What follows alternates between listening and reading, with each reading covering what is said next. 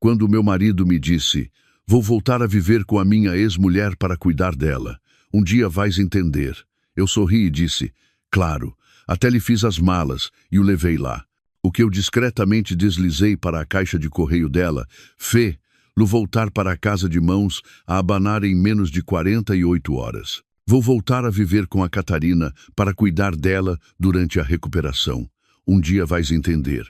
O Gabriel proferiu estas palavras enquanto eu estava a meio de um gole do meu chá de camomila de terça-feira à noite, o que me fez pousar a chávena com um controlo deliberado, em vez de lhe atirar a cabeça. 5 anos de casamento, e ele escolheu detonar a nossa vida em conjunto com o tom casual que alguém usaria para anunciar que ia mudar de supermercado. Estudei o seu rosto, a forma como ele ajustava constantemente os óculos de leitura, o torcer nervoso da sua aliança de casamento, a distância cuidadosa que mantinha de mim do outro lado da nossa ilha de cozinha. Claro, ouvi-me dizer, a minha voz com uma doçura que o fez recuar: "Quando precisas de ir." O seu alívio foi instantâneo e insultuoso. Ele esperava lágrimas, acusações, talvez até a caneca de cerâmica a voar-lhe pela orelha. Em vez disso, a minha calma aceitação desequilibrou-o completamente. Amanhã à tarde, conseguiu ele dizer, os dedos ainda a brincar com a aliança: "A cirurgia dela é na quinta-feira de manhã, às 7 horas. Eu assenti, tomando outro gole de chá.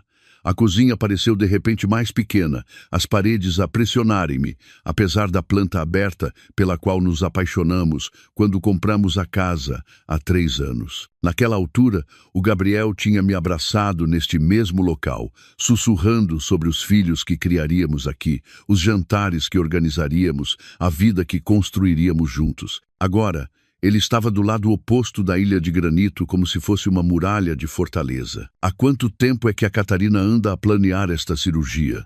Perguntei, com um tom de conversa. "Há cerca de 2 meses. É complicado, algo a ver com danos nos nervos do acidente de carro dela no ano passado. Ele estava a aquecer para o tema, provavelmente grato por eu estar a dialogar em vez de explodir. Ela tem tentado aguentar com fisioterapia, mas os médicos finalmente disseram que a cirurgia era a única opção." 2 meses.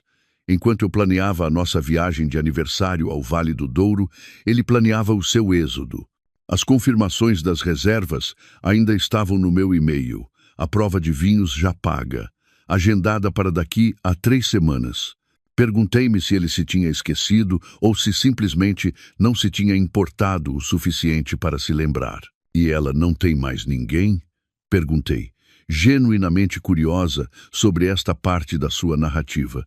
A Catarina Moraes não era propriamente uma eremita. O seu perfil no Facebook, que eu definitivamente não andava a espiar, mostrava noites regulares com as amigas, churrascos de família e uma relação particularmente próxima com a irmã, apesar do que o Gabriel estava prestes a afirmar. Os pais dela mudaram-se para o Algarve no ano passado e, como sabes, ela e a irmã já não se falam. Aí estava a mentira, a deslizar suave como manteiga. Ainda na semana passada, a Catarina tinha publicado fotos do jantar de aniversário da irmã. Sou o único a quem ela se sente à vontade para pedir ajuda. Cuidados íntimos. Cuidados íntimos. A expressão pairou no ar entre nós como uma confissão. Pude vê-lo aperceber-se do que tinha dito, ver o rubor subir-lhe pelo pescoço enquanto se apressava a esclarecer. Cuidados médicos. Quero dizer, cuidados médicos, ajudá-la a tomar banho, a mudar os pensos, esse tipo de coisas. Que sorte que estás disponível para ajudar, disse eu, levantando-me para lavar a minha caneca no lava-loiça. Pela janela, via a nossa vizinha, a senhora Pires, a passear o seu poodle ancião, mantendo seu rigoroso horário das 19h30. A normalidade da cena parecia surreal. Vais ficar no quarto de hóspedes? O silêncio do Gabriel durou 1 segundo a mais. Ela converteu o escritório dela num quarto de recuperação no rés do chão, para não ter de subir escadas. Que atencioso da parte dela, disse eu, fechando a torneira, secando as mãos no pano da louça com um cuidado deliberado. Planear com essa antecedência. Disseste 2 meses. Ele deve ter ouvido algo no meu tom, porque os seus ombros ficaram tensos. Isabel, isto não é. Eu não te estou a deixar. Isto é temporário. Só até ela estar recuperada. Claro que é. Dobrei o pano da louça. Pendurei-o perfeitamente direito na pega do forno. E quanto tempo é que os médicos esperam que a recuperação dela demore? 6 semanas. Talvez 8, dependendo das complicações. 8 semanas do meu marido a viver com a sua ex-mulher, a prestar cuidados íntimos, a ser o herói dela. Virei-me para o encarar totalmente, encostando-me ao balcão. Pensaste mesmo em tudo. Tive de o fazer. Sabia que seria difícil para te entender, mas, Isabel, ela foi minha mulher durante 8 anos. Podemos não ter resultado, mas não posso simplesmente abandonar, lá quando ela precisa de ajuda. Lá estava aquela palavra outra vez, abandonar. Como se não ir viver com a ex-mulher constituísse abandono. Como se ficar com a mulher atual fosse, de alguma forma, a escolha moral inferior. Tens razão, disse eu, e os seus olhos arregalaram-se de surpresa. Eu entendo. Assumiste um compromisso e precisas de o honrar. O alívio do Gabriel era quase cômico. Ele até sorriu, aquele sorriso de rapaz que me tinha encantado num café há 6 anos. Eu sabia que ias compreender.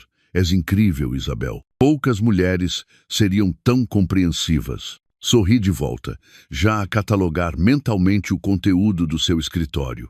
As passwords que ele guardava em post-its, apesar dos meus avisos sobre segurança, o arquivo onde ele pensava que eu não sabia que guardava fotos antigas da Catarina.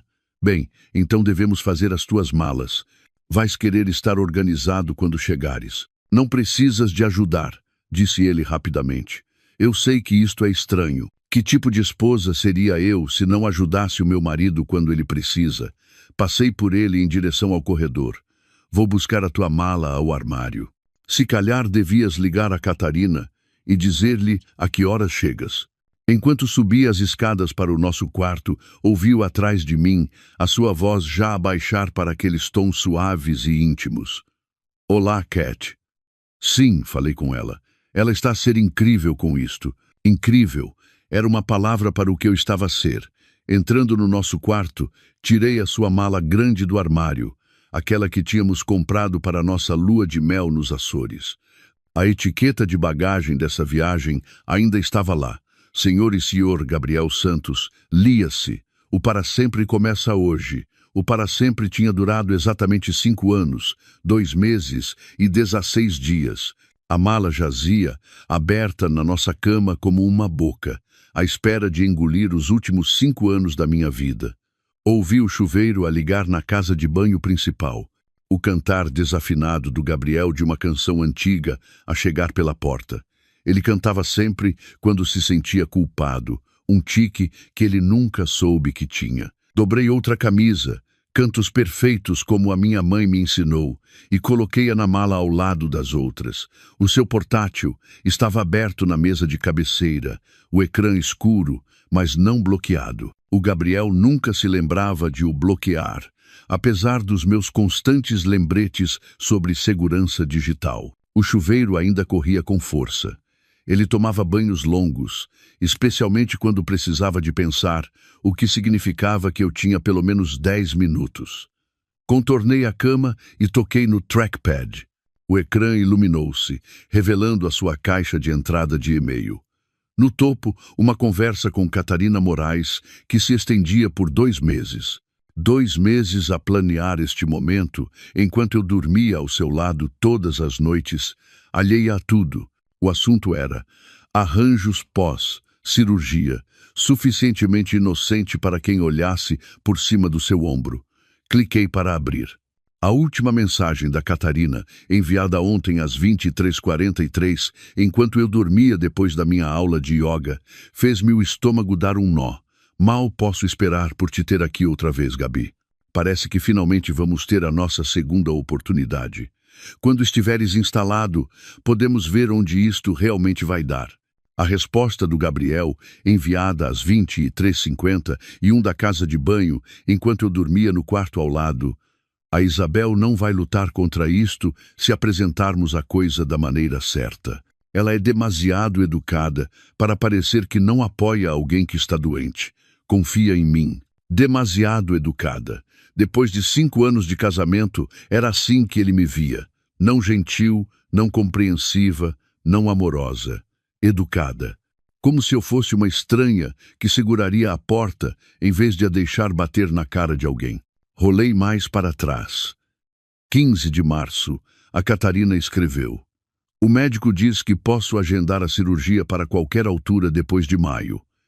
Devemos esperar para depois do vosso aniversário? A resposta do Gabriel: não, quanto mais cedo, melhor. A Isabel fica sempre emotiva perto do nosso aniversário. É melhor fazer isto quando ela estiver distraída com o trabalho. Tinham agendado a minha dor de coração em torno da minha época mais ocupada na agência de marketing, como uma consulta no dentista espremida entre reuniões. Ouvi a pressão da água no chuveiro a mudar, sinalizando que o Gabriel estava quase a terminar. Fechei o e-mail, certificando-me de o marcar como não lido, e voltei a dobrar a roupa. Quando o Gabriel saiu, com uma toalha à cintura e o cabelo a pingar, encontrou-me a organizar os seus frascos de medicamentos numa bolsa de viagem. Não tens de fazer isto, disse ele. Mas a sua voz carregava alívio em vez de protesto. Ovos mexidos ou omelete? Perguntei, sem levantar os olhos dos comprimidos que estava a separar. Para o pequeno almoço, quero dizer. Vais precisar de uma boa refeição antes da viagem. Isabel. Ele sentou-se na beira da cama, gotas de água do seu cabelo a caírem no edredão. Mexidos, então, com aquele molho picante que tu gostas. Fechei a bolsa dos medicamentos.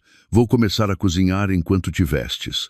Na cozinha, movi-me com uma eficiência praticada.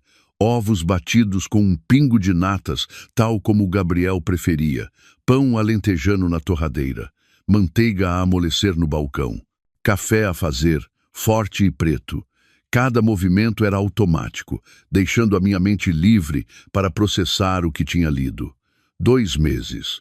8 semanas de planeamento cuidadoso, de engano sincronizado. Pensei em todas as vezes que ele tinha trabalhado até tarde, as conferências de fim de semana que agora pareciam suspeitamente frequentes, a forma como ele tinha sido extra-atencioso, ultimamente culpa disfarçada de afeto. A campainha tocou enquanto eu estava a empratar os ovos. Pela janela da cozinha, vi o Seat Ibiza vermelho da Sofia na entrada da garagem. A minha melhor amiga desde a faculdade tinha o timing de quem sente um desastre, como os animais sentem os terremotos. Só queria deixar este livro, anunciou a Sofia quando abri a porta, embora ambas soubéssemos que ela nunca tinha mencionado livro nenhum. Os seus olhos examinaram o meu sorriso forçado, os sons do Gabriel a mover-se no andar de cima, a mala visível através da porta do quarto. Isabel, o que se passa? O Gabriel vai ajudar a Catarina durante a recuperação da cirurgia, disse eu, a minha voz brilhante como o sol da manhã. Não é maravilhoso da parte dele? O rosto da Sofia passou por várias expressões antes de se fixar na incredulidade. Ela trabalhava como enfermeira no mesmo hospital onde a Catarina ia fazer o procedimento, a mamoplastia de aumento. As palavras aterraram na minha cozinha como granadas, mas eu continuei a bater os ovos. Ele disse que era por danos nos nervos de um acidente de carro. Isabel, a Sofia baixou a voz. Eu vi o mapa cirúrgico. É cosmética, eletiva. Ela anda a planear isto há meses. Que atencioso da parte dela agendar, lá com tanto cuidado, disse eu, adicionando sal aos ovos com mão firme. A Sofia olhou para mim. Conhecíamos-nos há 12 anos, através de maus namorados e piores decisões, através do divórcio dela e da morte do meu pai. Ela conhecia as minhas caras, todas elas, incluindo esta. Acalma antes de eu incendiar tudo à minha volta. Queres que eu fique? Perguntou ela em voz baixa. Não é preciso. O Gabriel precisa de um bom pequeno almoço antes da sua missão de misericórdia. Deitei os ovos na frigideira aquecida, o som a encher o silêncio. Depois de a Sofia sair, Apertando a minha mão com força e sussurrando, liga-me, servi o pequeno almoço ao Gabriel. Ele comeu rapidamente, nervoso, elogiando os ovos 2 vezes, como se isso pudesse aliviar a sua culpa. Eu bebi o meu café e fiz os sons apropriados de concordância, enquanto ele explicava novamente como este arranjo seria temporário. Devia verificar a conta conjunta, disse ele de repente, pegando no telemóvel. Garantir que há o suficiente para as compras enquanto eu estiver fora. Observei-o a percorrer a nossa aplicação bancária. Observei o seu rosto permanecer cuidadosamente neutro enquanto via o saldo. Ele não mencionou os 30.000 euros que tinham desaparecido nos últimos 2 anos, as transferências mensais para uma companhia de seguros de que eu nunca tinha ouvido falar, o grande levantamento rotulado como consulta de propriedade de há apenas 6 semanas. Ele simplesmente fechou a aplicação e continuou a comer. Eu trato das contas enquanto estiveres fora, ofereci, enchendo-lhe a chávena de café. És incrível, disse ele novamente, aquela palavra que começava a soar mais como uma acusação do que um elogio. Eu não te mereço. Finalmente, algo em que podíamos concordar. Sorri e comecei a levantar a louça, cada movimento deliberado e calmo. Enquanto por dentro, peças do meu mundo se reorganizavam num padrão que eu só agora começava a entender. O dinheiro desaparecido, o planeamento secreto, a cirurgia que não era o que parecia. Fios de engano a tecerem-se em algo maior do que apenas um caso. Devíamos acabar de fazer as malas, disse eu, secando as mãos no pano da louça. A Catarina deve estar à espera. No andar de cima, o Gabriel tinha ido para o escritório fazer telefonemas, a sua voz um murmúrio baixo através da porta fechada. Eu estava no nosso quarto a observar o caos da embalagem que me esperava. As suas roupas penduradas no armário, como testemunhas do nosso casamento a desfazer-se, cada camisa e gravata guardando memórias que eu precisava de afastar.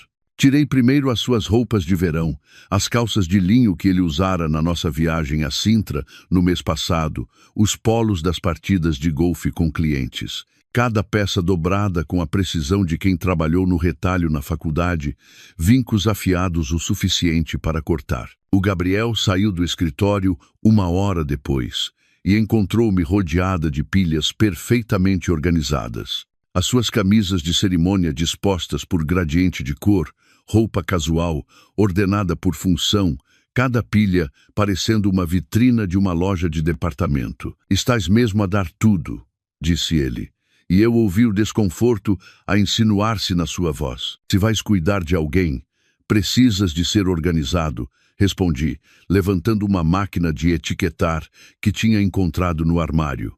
Estou a etiquetar tudo para que possas encontrar o que precisas rapidamente. Roupa de manhã, casual de noite, roupa de dormir. Cada etiqueta impressa com uma precisão desnecessária, o tipo de detalhe que sugeria, ou um cuidado obsessivo, ou uma raiva mal contida. Isabel, isto é. Ele parou, observando-me a dobrar os seus boxers em quadrados perfeitos. Não precisas mesmo de fazer tudo isto. Também já comecei a preparar as refeições. Continuei, como se ele não tivesse falado. Estou a preparar jantares congelados para 2 semanas. A Catarina não devia ter de cozinhar enquanto recupera, e tu nunca foste muito bom na cozinha. O insulto deslizou suavemente, envolto em preocupação. Tenho canja de galinha, aquela lasanha de que tu gostas, e estou a trabalhar numa mistura especial de chá de cura com gengibre e açafrão. O rosto do Gabriel passou por várias expressões antes de se fixar em algo próximo do medo. Uma mistura de chá para a recuperação da Catarina. Propriedades anti-inflamatórias, sorri eu, brilhantemente. Vou pô-o lá num frasco bonito com instruções. Ela vai apreciar o gesto. Ele retirou-se para o escritório novamente e ouviu ao telefone a voz baixa, mas urgente. Não, ela está a ser prestável. Demasiado prestável. É estranho. Pausa. Não sei o que pensar. Enquanto ele estava distraído, entrei no escritório dele. O arquivo no canto sempre esteve trancado. o espaço privado do Gabriel para o que ele chamava de documentos importantes. O que ele não sabia era que eu tinha mandado fazer uma cópia da chave anos atrás, depois de ele ter perdido a original e me ter pedido para encomendar uma substituta. Chegaram 2 chaves. Eu dei-lhe uma. A gaveta de baixo abriu-se silenciosamente. Atrás das declarações de impostos de há 3 anos, atrás de garantias antigas e manuais de instruções, os meus dedos encontraram uma pasta que parecia diferente, mais nova. Os papéis lá dentro estavam impecáveis, manuseados recentemente. Tirei-a com cuidado, atenta aos passos do Gabriel. O primeiro documento fez-me suster a respiração por um momento. Uma apólice de seguro de vida, em nome de Catarina Moraes, datada de há 2 anos, no valor de 500 mil euros. O Gabriel estava listado como único beneficiário. Os pagamentos do prêmio, notei com uma clareza fria, correspondiam àquelas misteriosas deduções da companhia de seguros da nossa conta conjunta.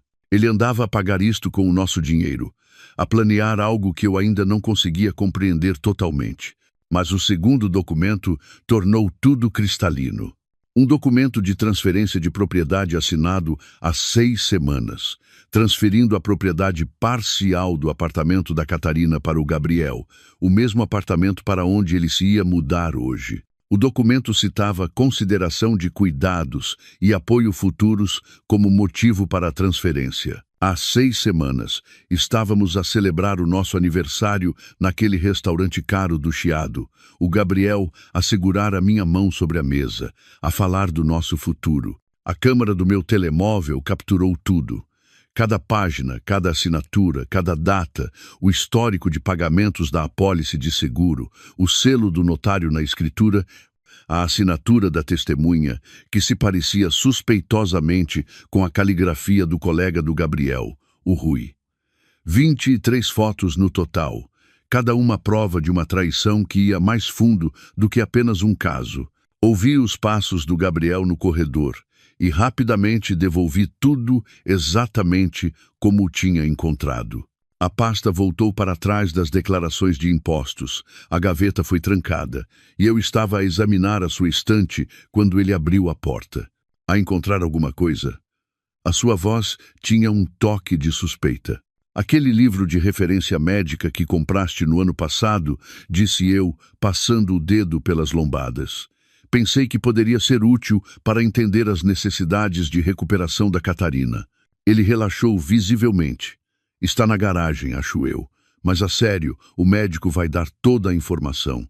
Claro, passei por ele em direção à porta. Vou ver da canja. Lá embaixo, servia a canja de galinha acabada de fazer em recipientes. Cada um rotulado com instruções de aquecimento na minha caligrafia mais cuidada. O meu telemóvel vibrou. A minha mãe a ligar. O seu timing impecável como sempre. Atendi com uma alegria forçada. Olá, mãe. Isabel, algo está errado. Eu sinto. 30 anos de instinto maternal comprimidos numa chamada telefônica. Está tudo bem. Na verdade, o Gabriel está a fazer algo muito nobre. Deixei a admiração infiltrar-se na minha voz. A ex-mulher dele, a Catarina, precisa de ajuda depois de uma cirurgia e ele está a dar um passo em frente para cuidar dela. Não é maravilhoso? O silêncio do outro lado estendeu-se por 3 segundos. Ele está o quê? A mudar-se temporariamente para ajudar na recuperação dela. É o que qualquer pessoa decente faria. Eu sabia que a minha mãe estaria ao telefone com o seu clube do livro em minutos. A notícia espalhar-se ia pelo nosso círculo social como fogo. O gesto nobre do Gabriel seria discutido entre vinho e julgamentos antes mesmo de ele chegar à casa da Catarina. Isabel Maria, a voz da minha mãe baixou para o seu tom sério, aquele que ela usava quando me apanhava a sair às escondidas no liceu. O que é que estás a tramar? Estou a apoiar a decisão do meu marido de ajudar alguém necessitado, respondi, adicionando outro recipiente de canja à coleção crescente. Não farias o mesmo pelo pai? Ela fez um som que podia significar qualquer coisa. Liga-me se precisares de mim. Claro, mãe. Dá um beijo ao pai por mim. Desliguei e voltei à preparação das refeições. Lasanha montada com camadas tão precisas como as minhas roupas dobradas. caril de legumes, dividido em porções individuais. Tudo o que o Gabriel precisaria para 2 semanas de conforto doméstico enquanto brincava às casinhas com outra mulher. A mistura de chá foi a última a ser feita. Camomila para acalmar, gengibre para a inflamação, mel em pó para a doçura e apenas um toque de lavanda para dormir. Nada prejudicial, nada que magoasse alguém. Apenas um remédio suave, embalado num frasco de vidro, com um rótulo pintado à mão. Para cura e novos começos.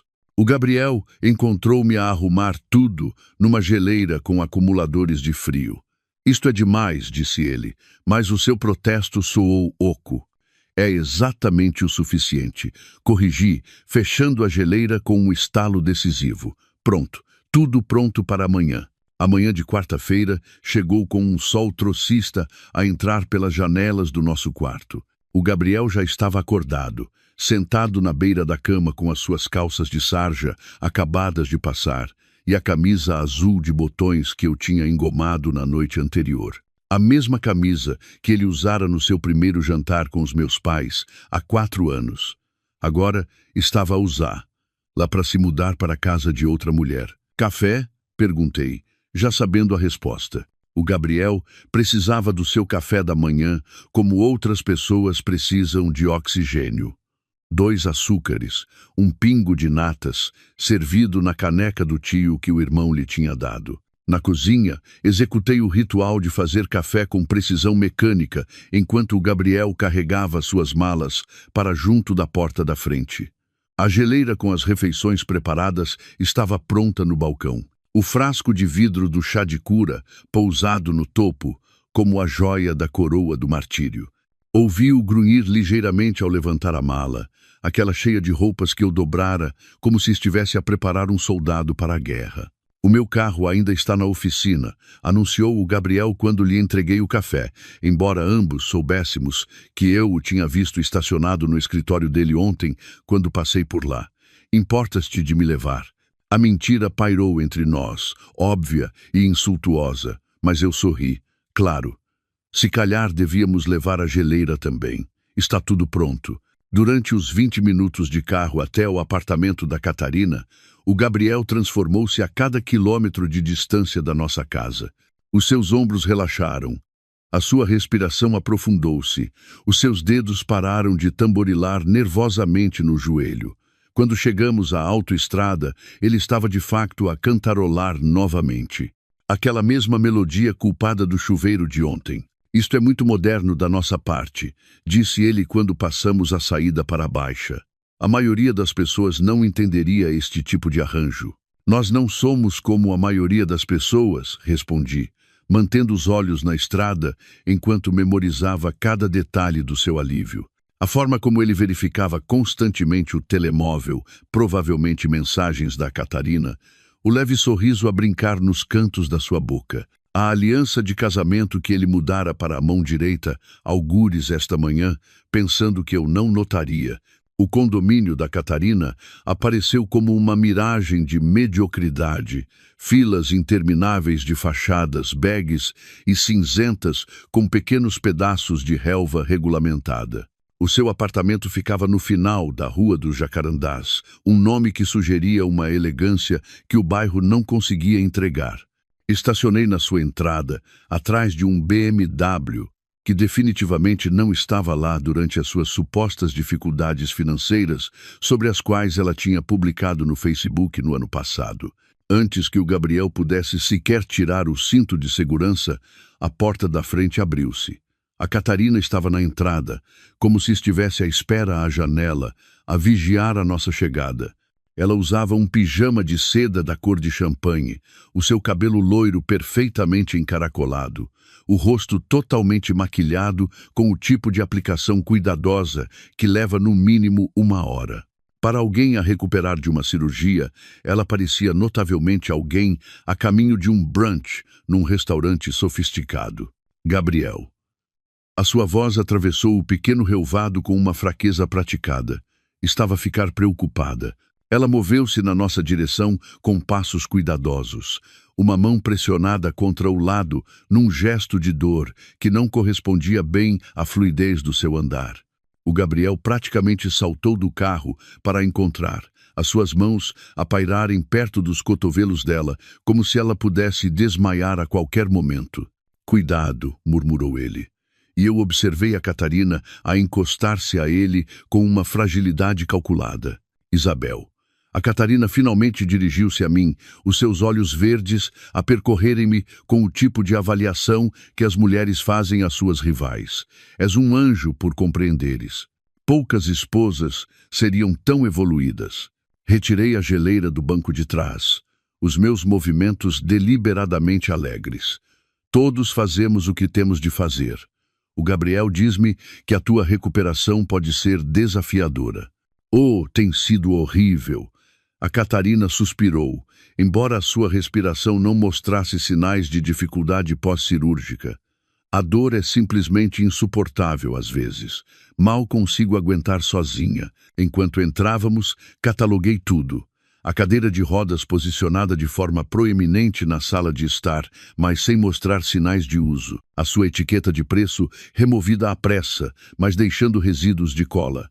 Frascos de prescrição dispostos na mesa de centro como adereços, os seus rótulos virados para fora para máxima visibilidade. Flores frescas em todas as divisões, o tipo de arranjos caros que sugeriam que se esperavam visitas. A montagem da recuperação cirúrgica estava tão encenada como uma loja de móveis. "Deixa-me ajudar com as malas", ofereci, seguindo o Gabriel de volta ao carro, enquanto a Catarina se posicionava decorativamente no sofá. "Ela parece estar a aguentar-se bem para alguém em pós-operatório", comentei suavemente, levantando a mala do portátil dele. O maxilar do Gabriel contraiu-se. A recuperação afeta cada pessoa de forma diferente. Lá dentro, a Catarina tinha se mudado para a cozinha, a sua mão encontrando o braço do Gabriel com a facilidade praticada de uma intimidade de longa data. "Tive saudades de ter alguém aqui", disse ela, os dedos a percorrerem-lhe a manga. "As noites são as mais difíceis." "Bem, agora tens ajuda", disse eu, animadamente, colocando a geleira no seu balcão de granito. "Preparei refeições para 2 semanas, e isto, levantei o frasco de vidro, é uma mistura especial de chá de cura. Gengibre, açafrão, camomila, muito calmante." O sorriso da Catarina contraiu-se nos cantos. "Que atencioso. Devo ir", anunciei depois de ajudar a arrumar as coisas do Gabriel no que a Catarina chamou de quarto de hóspedes, mas que tinha sido claramente redecorado recentemente com lençóis novos e tinta fresca. "Deixar-vos instalar." O Gabriel acompanhou-me até a porta, o seu alívio com a minha partida palpável. "Ligo-te mais tarde", disse ele, a mentira confortável nos seus lábios. "Leva o tempo que precisares", respondi, alto o suficiente para a Catarina ouvir. Conduzi 2 quarteirões até um pequeno café que tinha notado no caminho. A multidão da tarde ainda não tinha chegado, dando-me privacidade num canto com o meu portátil e a pasta que tinha escondido na minha mala. Cada fotografia de ontem, transferida para uma nova conta de e-mail, com cópia de segurança num serviço na nuvem, provas preservadas em triplicado. O envelope pardo que eu comprara naquela manhã foi o seguinte: lá dentro foram cópias impressas de tudo. A apólice de seguro de vida com os registros de pagamento destacados. A escritura de propriedade com um post-it a dizer: "Timing interessante. Transferência de propriedade 6 semanas antes de cirurgia eletiva." Capturas de ecrã dos seus e-mails de planeamento com a avaliação cruel do Gabriel sobre a minha educação sublinhada a amarelo. Mas a obra-prima era o próprio Instagram da Catarina. 3 dias antes da sua suposta cirurgia de emergência, ela tinha publicado fotos de uma prova de vinhos no Douro. O seu sorriso radiante e o copo de tinto na mão não sugeriam alguém a preparar-se para uma intervenção médica urgente. Imprimi essas também, adicionando outra nota: recuperação notável daquela prova de vinhos. A peça final do meu pacote era a nota manuscrita em papel de carta creme que eu comprara especificamente para este momento. A minha caligrafia, deliberadamente alterada para ser irreconhecível, ditava o futuro da Catarina com precisão cirúrgica. "Catarina, Devia saber que o Gabriel fez um seguro de vida de 500 mil euros em teu nome há 2 anos, pago com bens conjugais. Combinado com a transferência de propriedade, isto cria um quadro financeiro interessante. Talvez devesses perguntar por que é que uma mulher saudável precisa de um cuidador que lucra com a sua morte. Verifica com o teu advogado sobre transferências de propriedade feitas sob coação médica. A coação anula contratos, votos de uma boa recuperação, uma observadora preocupada. Sele o envelope, escrevi o nome da Catarina na frente e saí do café. A caminhada até ao bairro dela demorou 15 minutos, tempo suficiente para a tarde se transformar em início de noite. Pessoas a passear cães e a correr forneciam a cobertura perfeita enquanto eu passava por relvados bem cuidados e caixas de correio idênticas. A da Catarina estava no final da sua entrada, de metal preto com uma bandeira vermelha, à espera de anunciar a correspondência recebida. Deslizei o envelope para dentro, sentindo o peso satisfatório a assentar entre a sua correspondência regular. Depois continuei a andar como se pertencesse ali, apenas mais uma residente a desfrutar do ar da noite. A viagem para casa pareceu que eu flutuava. Cada semáforo parecia entender o meu estado de espírito, ficando verde a minha aproximação. De volta à minha casa vazia, o silêncio saudou-me como um velho amigo. Nenhuma televisão a murmurar do escritório do Gabriel. Nenhum som da sua digitação. Nenhuma pigarreada quando ele queria atenção, mas não a pedia diretamente. Apenas um silêncio abençoado. Servi-me de um copo de vinho do Alentejo da garrafa, que o Gabriel andava a guardar para uma ocasião especial, e fiquei na minha cozinha, a observar o espaço que ele sempre criticara. Demasiado desarrumado, dizia ele, demasiados aparelhos que nunca usamos. Mas esta noite vi-o de forma diferente. Cada eletrodoméstico tinha o seu lugar. Cada frasco de especiarias virado para a frente, os balcões limpos e arrumados. Este era o meu espaço, organizado exatamente como eu queria. O vinho sabia melhor do que alguma vez soubera quando partilhado com o Gabriel. Reorganizei a despensa enquanto o bebia, movendo as suas barras de proteína para a prateleira mais alta, trazendo os meus chás de ervas para a frente e para o centro. Os seus cereais de pequeno almoço foram para trás. A minha granola assumiu a posição principal, pequenos atos de reclamação que pareciam uma revolução. O meu telemóvel estava no balcão, virado para cima, com o volume no máximo. A Catarina verificava sempre o correio logo pela manhã. Ela postara sobre isso uma vez, chamando-lhe o seu ritual matinal antes do café. Às 7h30 da manhã, como um relógio, com base nos carimbos de data, dividido por hora das suas publicações de queixa sobre contas e panfletos políticos. Em aproximadamente 13 horas, ela encontraria o meu envelope. O pensamento fez-me sorrir para o meu copo de vinho. Naquela noite, dormi no centro da nossa cama king size, espalhando-me como uma estrela do mar, reclamando cada centímetro de espaço que o Gabriel tinha ocupado. Sem ressonar do seu lado, sem virar-se inquieto, sem despertador para o seu treino matinal excessivamente cedo, que ele mantivera por exatamente 3 semanas antes de desistir. Os lençóis cheiravam apenas ao meu amaciador de lavanda, o seu perfume já a desvanecer-se, como um fantasma a abandonar a sua assombração. A manhã de quinta-feira chegou com os pássaros a cantar do lado de fora da minha janela, 6h30 da manhã. Espreguicei-me luxuosamente, demorando-me no yoga matinal na sala de estar, onde o Gabriel sempre se queixava de o meu tapete estar no caminho. A postura do guerreiro pareceu particularmente apropriada enquanto a mantinha, respirando fundo, centrando-me para o que quer que viesse. O pequeno almoço foi simples, iogurte grego com mel e nozes, chá verde e a minha caneca favorita. Aquela delicada com rosas pintadas que o Gabriel dizia parecer algo de uma venda de bens de uma avó. Verifiquei e-mails de trabalho. Respondi a um cliente sobre uma proposta de marketing.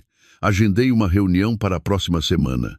Atividades normais que pareciam surreais dado o que se estava a preparar a 3 quilômetros de distância, na caixa de correio da Catarina. CT-30 chegou e passou. O meu telemóvel permaneceu em silêncio. CT-45, 8OG0. Ou a Catarina estava a dormir até mais tarde, quebrando a sua rotina, ou estava a processar o que tinha encontrado. Imaginei-a na sua entrada, envelope na mão, a ler e reler a nota. A percepção a nascer de que o Gabriel podia não ser o salvador que ela o tinha orquestrado para ser. Às 8h17, o meu telemóvel vibrou. Não era o Gabriel, mas a minha irmã, a Leonor. O seu timing, misterioso como sempre. Não vais acreditar no que acabei de ouvir, disse ela sem preâmbulos.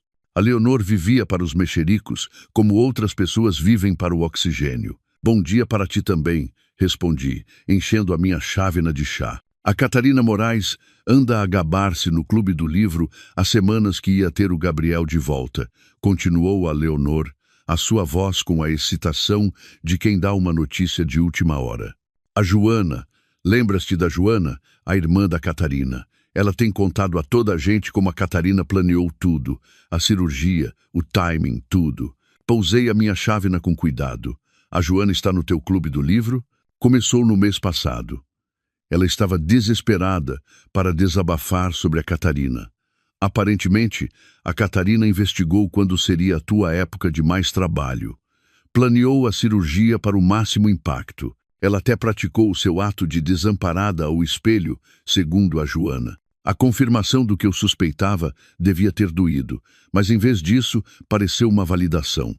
Cada instinto que eu tivera estava correto. Isso é bastante elaborado, disse eu suavemente. Isabel, ela anda a planear isto há mais de um ano. A Joana disse que a Catarina contratou um investigador particular para seguir as rotinas do Gabriel.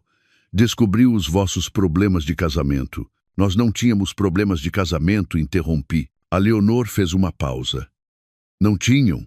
Não, até ontem. O silêncio estendeu-se entre nós antes de a Leonor falar novamente, a sua voz mais suave. O que vais fazer? Vou terminar o meu chá e trabalhar na conta da Ferreira, respondi.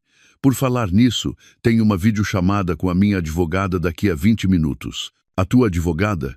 Isabel, não perdeste tempo, porque haveria de perder. O Gabriel fez a sua escolha. Eu estou simplesmente a responder em conformidade. Depois de a Leonor desligar, preparei-me para a minha consulta por vídeo com a doutor Maro Catarina Brandão, a advogada que a Sofia me recomendara no ano passado, durante o seu próprio divórcio.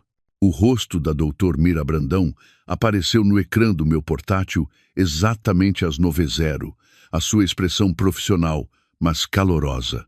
Isabel, revi os documentos que enviou. Isto é uma coleção e tanto. Eu tinha lhe enviado tudo por e-mail na noite anterior. A apólice de seguro, a escritura de propriedade, os extratos bancários mostrando os 30 mil euros em falta, as capturas de ecrã do planeamento por e-mail entre o Gabriel e a Catarina. As ações do seu marido constituem fraude sobre os bens do casal, continuou a doutor Meira Brandão, os dedos entrelaçados enquanto falava. Usar fundos conjuntos para a apólice de seguro, a consulta de propriedade, ocultar bens. Estes dão-lhe uma vantagem significativa. A transferência de propriedade por si só levanta questões sobre influência indevida e manipulação financeira. O que é que isso significa na prática? Perguntei. A tomar notas num bloco de apontamentos. Significa que o Gabriel violou o seu dever fiduciário para consigo como sua esposa. O tribunal vê com maus olhos os cônjuges que dissipam os bens do casal, especialmente quando há engano envolvido. Tem direito a uma contabilização completa e, provavelmente, a uma parte maior dos bens restantes como compensação. E se ele tentar alegar que isto é temporário, que vai voltar? O sorriso da doutor Meira Brandão era afiado como uma lâmina. O abandono é abandono, independentemente das suas intenções declaradas. A doutor Meira Brandão estava a explicar os detalhes da divisão de bens quando meu telemóvel tocou exatamente às 11h47 da manhã. O nome do Gabriel no ecrã fez o meu pulso acelerar. embora eu tenha mantido a minha expressão neutra para a videochamada. Preciso de atender, disse a doutora Meira Brandão. É ele. Documente tudo, aconselhou ela antes de eu mudar a chamada. A voz do Gabriel soou alta e tensa. Nada como o homem confiante que saíra da minha casa na manhã anterior. Isabel, preciso de ir para casa. Não, podes vir buscar-me? Levantei-me da minha secretária, movendo-me para a janela onde a luz da manhã entrava pelas persianas. O que aconteceu? A Catarina está bem? Ela perdeu a cabeça. Fechou-me a porta na cara. As minhas malas estão no relvado. Ela está a ameaçar chamar a polícia. As suas palavras atropelavam-se. O pânico fazia-o parecer décadas mais novo que os seus 35 anos. Ela encontrou uns documentos. Acha que estou a tentar. É uma loucura. Ela acha que estou atrás do dinheiro dela. A satisfação que floresceu no meu peito foi sombria e completa, embora a minha voz permanecesse firme. A polícia? Gabriel, que tipo de documentos a fariam pensar isso? Não sei. O toque de histeria na sua voz era novo. Em 5 anos de casamento, nunca o tinha ouvido tão abalado. Algo sobre seguros e propriedade. Ela está completamente paranoica. A medicação para as dores deve estar a afetar o seu discernimento. Peguei nas chaves do carro, já a mover-me em direção à porta. Estou a caminho. Tenta manter a calma. Por favor, despacha-te. Os vizinhos estão a olhar. A viagem até casa da Catarina demorou 18 minutos, embora eu pudesse tê-la feito em 12. Cada semáforo vermelho deu-me tempo para compor o meu rosto na expressão apropriada de preocupação misturada com confusão. Quando virei para a Rua dos Jacarandás, eu tinha alcançado o equilíbrio perfeito de esposa solidária a correr para resgatar o seu marido em apuros. A cena que me saudou foi melhor do que qualquer coisa que eu pudesse ter imaginado. O Gabriel estava sentado nas suas malas no final da entrada da garagem da Catarina, os ombros curvados, parecendo exatamente bagagem perdida que ninguém queria reclamar. A sua camisa perfeitamente engomada de ontem estava amarrotada. O cabelo despenteado, como se ele tivesse passado as mãos por ele repetidamente. 2 vizinhos estavam nas suas entradas, a fingir verificar o correio, enquanto obviamente observavam o drama. Pela janela da frente da Catarina, eu podia vê-la andar de um lado para o outro, o telemóvel pressionado contra o ouvido, a gesticular descontroladamente com a mão livre. Mesmo do carro, a sua agitação era visível em cada movimento. O pijama de seda de ontem fora, substituído por roupas normais. O ato de inválida, aparentemente esquecido na sua fúria. Estacionei e aproximei-me do Gabriel, com passos medidos, ciente da nossa audiência. "Ô Gabriel", disse eu, alto o suficiente para os vizinhos ouvirem. "O que é que aconteceu?" Ele levantou-se rapidamente, quase a tropeçar nas próprias malas. Ela simplesmente enlouqueceu. Num minuto estava bem. No seguinte estava a gritar sobre fraude e a atirar as minhas coisas para a rua. Os seus olhos dispararam em direção à janela, onde a Catarina tinha parado de andar para nos encarar. "Precisamos de sair daqui agora." Peguei numa das suas malas, notando como ele se encolheu quando a porta da frente da Catarina se abriu ligeiramente e depois se fechou com força outra vez. "Claro, vamos pôr as tuas coisas no carro." Carregamos as suas posses rapidamente. As mesmas malas que eu ajudara a fazer com tanta precisão, agora atiradas de qualquer maneira para a minha bagageira. O Gabriel continuava a olhar para trás, para a casa, como se esperasse que a Catarina saísse a qualquer momento. As suas mãos tremiam enquanto fechava a bagageira. "Ela estava bem ontem à noite", disse ele enquanto nos afastávamos, o apartamento da Catarina a encolher no retrovisor. "Jantamos, vimos um filme.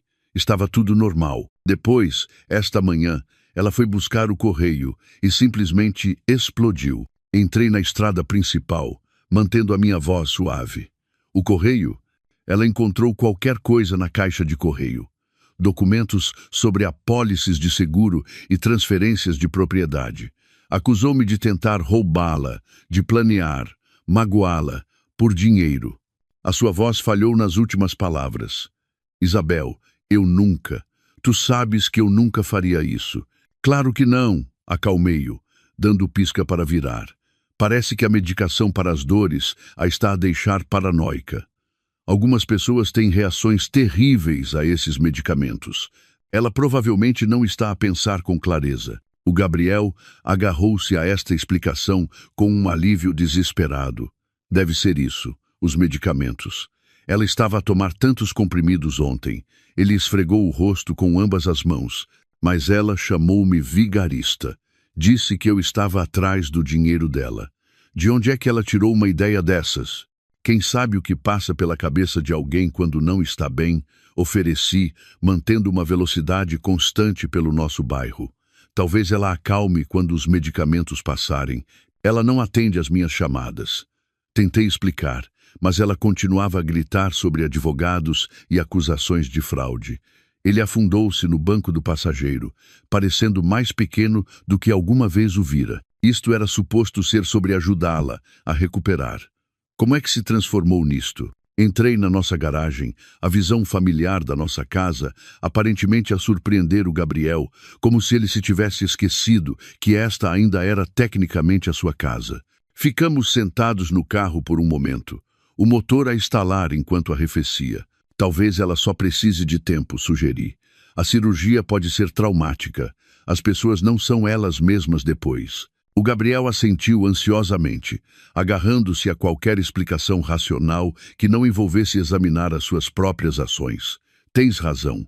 Ela precisa de tempo. Quando estiver a pensar com clareza, vai perceber que isto é tudo um mal-entendido. Enquanto descarregávamos as suas malas, a senhora Pires apareceu com o seu poodle ancião, o Faísca, cronometrando o seu passeio perfeitamente para se cruzar com a nossa chegada. A senhora Pires vivia na nossa rua há 30 anos e possuía uma rede de informações que faria inveja ao CIS. Isabel Gabriel chamou ela, a sua voz com aquele tom particular de alguém a fingir surpresa enquanto entrega um mexerico.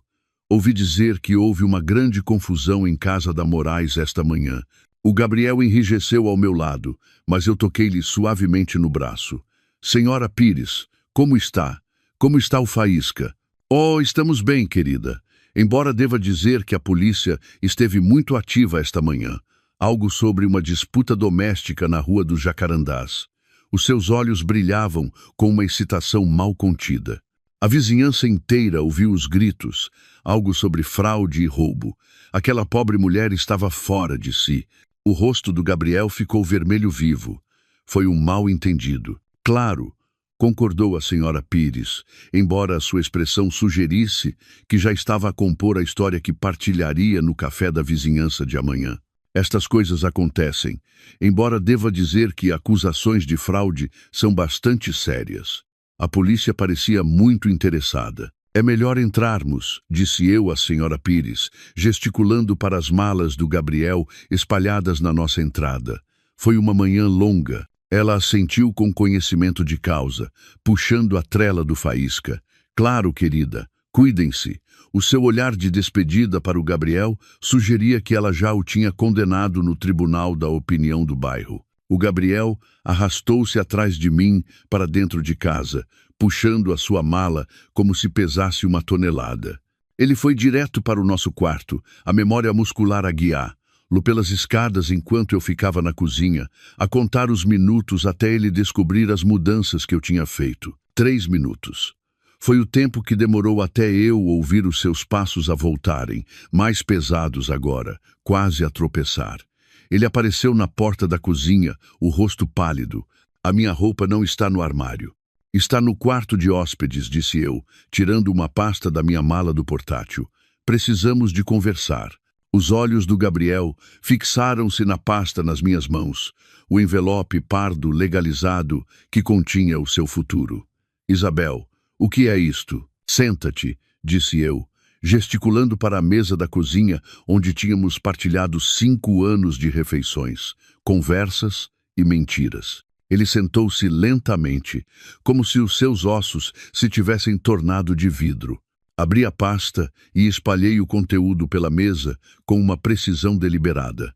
Os papéis do divórcio, impecáveis e oficiais com a sua capa azul, o relatório de contabilidade forense que a equipa da Dr. Meira Brandão tinha preparado, 23 páginas, a detalhar cada transgressão financeira, extratos bancários com levantamentos destacados, a documentação da apólice de seguro, a transferência da escritura de propriedade, um catálogo abrangente de traição, documentado a preto e branco. O rosto do Gabriel transformou-se enquanto processava o que estava à sua frente. Primeiro veio a confusão, as suas sobrancelhas a franzirem-se enquanto tentava dar sentido aos papéis. Depois o choque, a sua boca a abrir-se ligeiramente ao reconhecer os documentos do seguro. A raiva brilhou a seguir, o seu maxilar a cerrar-se ao ver os extratos bancários. Finalmente, à medida que a extensão total da sua exposição se tornava clara, a sua expressão desmoronou-se em algo patético e suplicante. Onde arranjaste isto? A sua voz era pouco mais que um sussurro. Do teu arquivo, aquele para o qual pensavas que eu não tinha chave. Sentei-me à sua frente, mantendo a mesma calma que mostrara desde terça à noite. Os papéis do divórcio são novos, claro. A minha advogada preparou-os esta manhã. A tua advogada? Ele olhou para cima bruscamente. Já foste a uma advogada? Foste viver com outra mulher, Gabriel. O que esperavas que eu fizesse? Esperasse pacientemente que voltasses? As suas mãos tremiam enquanto pegava no relatório de contabilidade forense. Isto diz que eu desviei 30 mil euros. 32.467 euros, para ser precisa, ao longo de 2 anos. Prêmios de seguro para uma apólice sobre a Catarina. Taxas de consultoria de propriedade que misteriosamente coincidiram com a transferência da escritura dela. Várias outras despesas que não tinham nada a ver com o nosso casamento, mas tudo a ver com os teus planos com ela. A casa, disse ele de repente, olhando ao redor da nossa cozinha, como se a visse pela primeira vez. Esta é a nossa casa. Não, Gabriel, esta é a minha casa. Comprada antes do nosso casamento com a minha herança da minha avó. Nunca contribuíste para os pagamentos da hipoteca que saíam da minha conta pessoal, não das nossas finanças conjuntas. És um inquilino aqui agora e tens 30 dias para encontrar alojamento alternativo. A cor desapareceu completamente do seu rosto. Não podes fazer isto. Posso e estou a fazer. As contas conjuntas foram congeladas, pendentes da divisão de bens. Embora, dada a contabilidade forense, a minha advogada acredite que o tribunal estará muito interessado na tua má conduta financeira. Fraude sobre os bens do casal. Foi como ela lhe chamou. O Gabriel levantou-se abruptamente, a cadeira a raspar no chão. Tu planeaste isto. Sabias da cirurgia da Catarina, de tudo. Eu sabia o que tu escolheste mostrar-me, disse eu calmamente. O teu portátil estava aberto, os teus e-mails estavam ali. Deixaste o teu arquivo destrancado. Tornaste notavelmente fácil entender exatamente o que tu e a Catarina estavam a planear. Os documentos, disse ele, a percepção a surgir com uma clareza horrível. Aqueles que a Catarina encontrou na caixa de correio. Foste tu. Inclinei ligeiramente a cabeça. Eu simplesmente assegurei que todos os envolvidos tivessem toda a informação necessária para tomar decisões informadas. Não foi isso que afirmaste estar a fazer? Tomar a escolha madura e informada de ajudar alguém necessitado. Destruíste tudo, disse o Gabriel, a sua voz a subir. Viraste a Catarina contra mim. Eu não virei ninguém contra ti. Apenas me certifiquei de que a Catarina soubesse da apólice de seguro de vida que fizeste em nome dela, aquela no valor de €500 mil contigo como único beneficiário. Qualquer pessoa razoável acharia isso preocupante, não achas? Especialmente combinado com a transferência de propriedade. O telemóvel do Gabriel vibrou na mesa. Ele agarrou-o e eu observei o seu rosto ficar ainda mais pálido enquanto lia. Ele virou o ecrã na minha direção. A publicação da Catarina no Facebook já estava a ganhar tração. Publicada há poucos minutos. Aviso a todas as mulheres. Começava em letras maiúsculas. Gabriel Santos é um vigarista que tentou enganar-me para me tirar a casa e fez um seguro de vida em meu nome, sem o meu conhecimento. Ele usou o dinheiro da mulher para pagar por isso, enquanto planeava deixá-la. Comprovativos em anexo. Abaixo estavam fotos de cada documento do envelope que eu deixara na sua caixa de correio. A apólice de seguro, a escritura de propriedade, até capturas de ecrã dos seus e-mails a discutir o plano. Os comentários já se acumulavam, os nossos amigos em comum a expressarem choque, raiva, incredulidade. A minha reputação, sussurrou Gabriel, a percorrer a tempestade crescente de comentários. A minha carreira. Toda a gente vai ver isto. Sim, concordei. Vão ver. O seu telemóvel tocou. O nome do irmão apareceu no ecrã. Depois tocou novamente. A sua mãe. Um colega. A avalanche tinha começado. Foste tu, disse ele. Mas não havia mais luta na sua voz. Apenas um reconhecimento oco. Orquestraste tudo. Fazer as malas. Levar-me lá. Os documentos. Sabias exatamente o que ia acontecer. Eu sabia que a Catarina merecia saber que tipo de homem se estava a mudar para a casa dela. Eu sabia que tu merecias enfrentar as consequências das tuas escolhas. E eu sabia que merecia melhor do que um marido que andava a planear a sua saída durante 2 anos enquanto dormia ao meu lado todas as noites. O Gabriel afundou-se de volta na cadeira, o seu telemóvel a continuar a vibrar com chamadas e mensagens a chegar. A vida que ele construíra cuidadosamente, a reputação que cultivara, o plano elaborado que criara com a Catarina, tudo se desmoronava em tempo real, documentado para consumo público nas redes sociais. O quarto de hóspedes tem lençóis limpos, disse eu, a juntar os documentos legais de volta à sua pasta. Os teus pertences estão lá no armário. Tens 30 dias, Gabriel. Sugiro que comeces a procurar um apartamento amanhã. Levantei-me para sair, mas a sua voz parou-me na porta. Há quanto tempo sabias? Sabia o quê? Que ia sair. Desde terça-noite. Que eras um mentiroso? Talvez sempre soube. Apenas escolhi acreditar em algo melhor. Eu nunca quis que acontecesse assim, disse ele às minhas costas. Não, concordei sem me virar. Tu querias que acontecesse sem que eu descobrisse. Contigo a ter a propriedade da Catarina e o meu apoio financeiro. Contigo a ter tudo, enquanto eu não tinha nada além de uma casa vazia e confusão. Esta versão onde és exposto por quem realmente és. Tens razão. Nunca quiseste que isso acontecesse. Subi as escadas para o meu quarto, meu e só meu agora, e fechei a porta à conversa abafada do Gabriel ao telefone com o que parecia ser o seu irmão. O tom de pânico da sua voz flutuava pelo chão enquanto eu vestia roupas confortáveis e prendia o cabelo. Esta era a minha casa, o meu espaço, a minha vida para reclamar. 2 semanas passaram numa névoa de reuniões legais e correio redirecionado.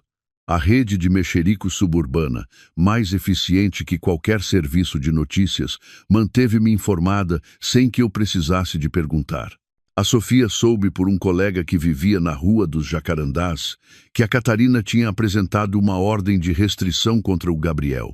A transferência de propriedade fora sinalizada como potencialmente fraudulenta e ela estava a tomar medidas legais. A senhora Pires, passeando faísca pela minha casa diariamente agora, mencionou que ouvira dizer que o Gabriel se tinha mudado para um estúdio perto da autoestrada, o tipo de lugar que anunciava preços semanais acessíveis em outdoors desbotados. A minha mãe chegou num sábado de manhã, 3 semanas após a partida do Gabriel, trazendo uma panela da sua famosa canja de galinha e usando a expressão determinada de uma mulher em missão. Entrou com a sua chave suplente, encontrou-me a ler na sala de estar e pousou a panela no balcão da cozinha sem uma palavra. Pareces magra, disse ela. A sua saudação padrão, independentemente da minha aparência real. Estou a comer bem, mãe. Ela aqueceu a canja, enquanto eu punha à mesa. Os nossos movimentos sincronizados por anos de prática. Comemos em silêncio confortável por vários minutos antes de ela falar novamente. O teu pai não foi o meu primeiro marido. Quase deixei cair a colher. Em 32 anos, ela nunca tinha mencionado isto. O nome dele era Ricardo. Continuou ela, mexendo a sua canja com uma precisão cuidadosa. charmoso, ambicioso, tudo o que uma jovem pensa que quer. Estivemos casados por 3 anos antes de eu descobrir que ele andava a usar o meu fundo fiduciário para financiar a boutique da namorada dele. Ele tinha me convencido a pôr o nome dele em tudo. Dizia que era o que os casais faziam. Mãe, eu não fazia ideia. Eu tinha 25 anos e achava que sabia tudo sobre o amor. Ela olhou para mim e eu vi a minha própria experiência recente refletida nos seus olhos. Na manhã em que descobri, eu queria queimar as roupas dele no relvado, gritar com ele em frente aos colegas dele, garantir que toda a gente soubesse que tipo de homem ele era. O que fizeste? Documentei tudo, silenciosamente, cuidadosamente. Depois, entreguei-lhe os papéis do divórcio na inauguração da boutique da namorada dele, em frente a todos os investidores. Um pequeno sorriso brincou nos seus lábios. A boutique fechou em 6 meses. O Ricardo mudou-se para o Alentejo e tornou-se vendedor de carros usados. A última vez que ouvi falar dele, estava no 3º casamento. E o pai? Conheci o teu pai 2 anos depois. Nessa altura, eu já sabia a diferença entre charme e caráter. Ela estendeu a mão sobre a mesa e apertou a minha. A melhor vingança é viver bem enquanto eles vivem com as suas escolhas. Isabel, tu já estás a fazer isso. A validação que eu não sabia que precisava inundou-me. A minha mãe, a mulher que me ensinou a dobrar lençóis de elástico e a nunca sair de casa sem batom, compreendia exatamente o que eu tinha feito e por quê. Mais tarde, naquela tarde, o meu telemóvel vibrou com uma mensagem da Joana, a irmã da Catarina do Clube do Livro da Leonor. A Catarina quer que saibas uma coisa. Posso dar-lhe o teu número?